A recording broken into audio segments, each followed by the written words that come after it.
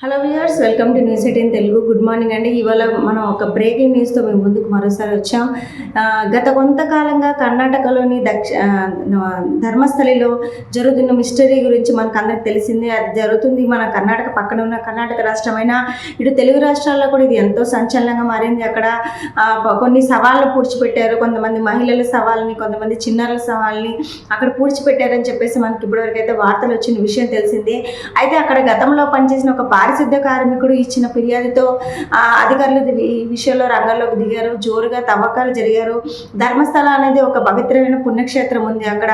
అయితే ఆ పుణ్యక్షేత్రానికి ఒక అవతల వైపు ఉన్న ఒక అటవీ ప్రాంతంలో అయితే ఈ తవ్వకాలు అయితే జరిగాయి. అయితే ముఖ్యంగా చూసుకుంటే ఇక్కడ ఒక మనిషికి సంబంధించిన కొన్ని అవశేషాలు దొరికినట్టు కూడా మనకు తెలిసింది.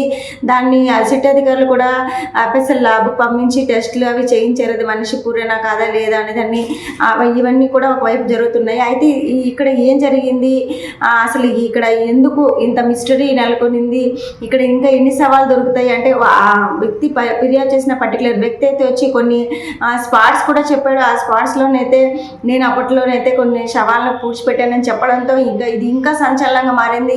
అదే టైంలో ఒక మనిషి అవశేషాలు కూడా గుర్తించడం అనేది ఇంకా సంచలనంగా మారి దేశం అంతటా కూడా అక్కడ అసలు ధర్మస్థలలో ఏం జరిగిందన్న విషయం అనేది చాలా ఇంట్రెస్టింగ్గా మారింది. అయితే ఒకవైపు సిట్ అధికారుల విచారణ జోరుగా జరుగుతున్న సందర్భంలో ఇప్పుడు ఎవరైతే ఈ కేసుకి అయితే సంబంధించి ముందుగా ఎవరైతే ఏ వ్యక్తి పారిశుద్ధ్య కార్మికుడు పర్టికులర్గా ఆ వ్యక్తి అయితే ఫిర్యాదు చేసిన వ్యక్తి ఇప్పుడు మాట మార్చాడు విచారణలో.